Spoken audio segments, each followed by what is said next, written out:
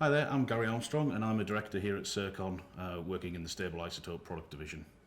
Bill, would you like to introduce yourself? Yeah, hi there, I'm Bill Spence. I'm the Global Sales Manager for Teledyne Photon Machines. Thanks for coming in and talking to us today, Bill. We just wanted to get around a table and have some discussions and share some more information on the collaboration that we have with Teledyne Analytica for laser ablation, IRMS.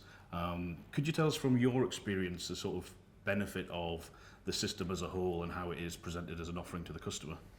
Absolutely, yeah. So the main things about laser ablation with IRMS is it gives us the ability to do spatially resolved IRMS measurements, and also we can analyze really tiny samples compared to typical EA setups.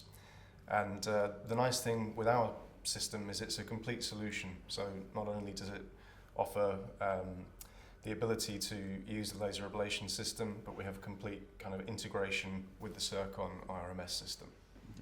And as a technique, what kind of researchers would be able to leverage this spatial resolution? Yeah, good question. Have I asked Nap's question to a salesman?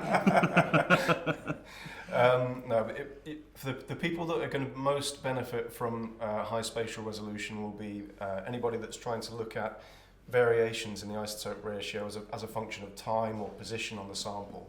So typical examples of that might be tree rings, could be things like speleothems, anything where we're interested in looking at the variation of composition of the isotope ratios as a function of time or growth of the sample. And I guess that leverages a great advantage in terms of sample prep over LA-IRMS, for example, which is the most popular application. Yeah. In terms of sample prep, we're not now sectioning up these samples, we can do it in situ with the laser. Exactly, yeah. So with previous generations, if you wanted to look at the spatially resolved isotope ratio measurements, you'd need to mill out sections of your sample or cut the sample into tiny sections and then prepare it for analysis that way. So that completely avoids, this technique completely avoids that problem. Okay. So traditionally with LA-IRMS, there is a lot of sample prep which we've discussed, but also there's a lot of reagents and chemicals because it's a combustion reduction reaction. Is that similar in LA-IRMS? Is there a lot of consumables to change in that process?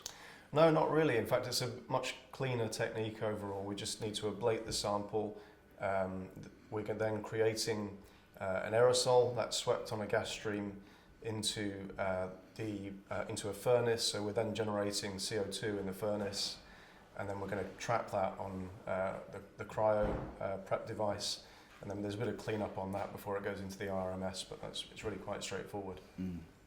And it sounds like there's a lot less sample material involved, so the furnace section that you mentioned would have a greater lifetime? Absolutely, yeah, that's right, yeah. So we might have a much cleaner gas stream going through the system, so yeah, you're going to prolong the lifetime of your reagents and chemicals. I'm not from a background of laser ablation or indeed any sort of optical instrumentation. Could you tell me a little bit more about the lasing technique and actually how the instrument itself is going to perform and work? Yeah, sure. So we're using a system that has its own laser source, so that we're generating the laser. This light is pretty intense, it's quite powerful.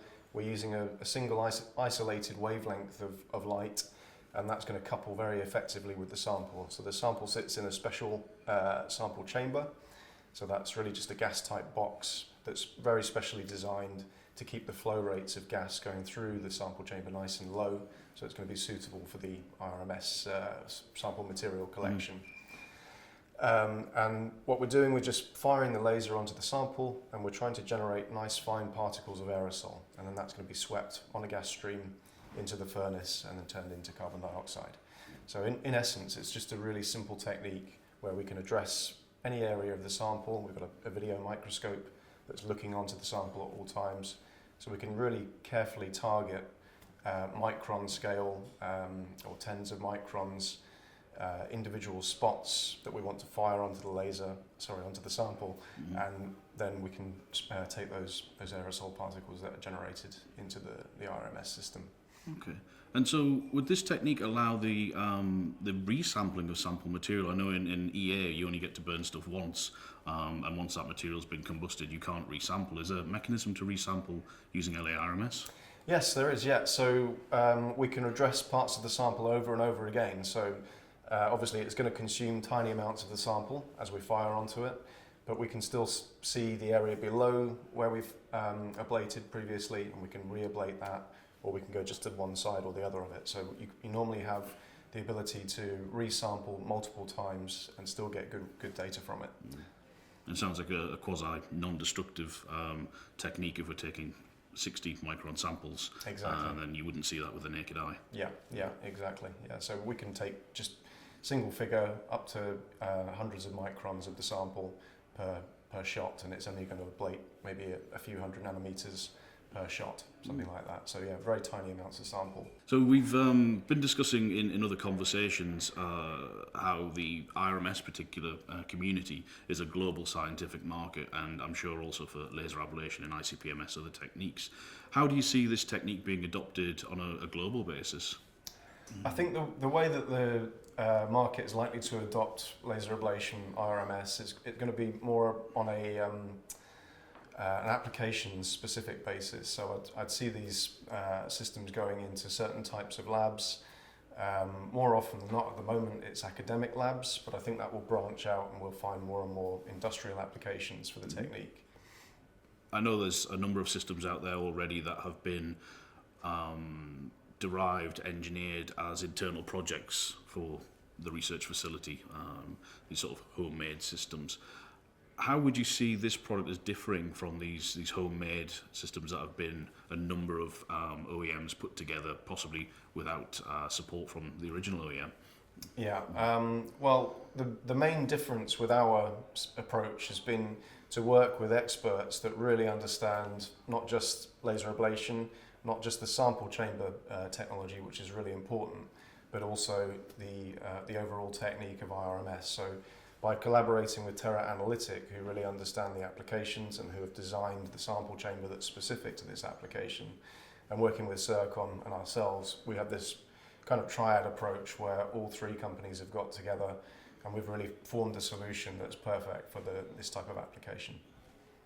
Yeah, I've certainly had good feedback from the field and the researchers using the equipment that this off-the-peg optimized solution where every step of the process has been looked at in detail and streamlined is the way to go.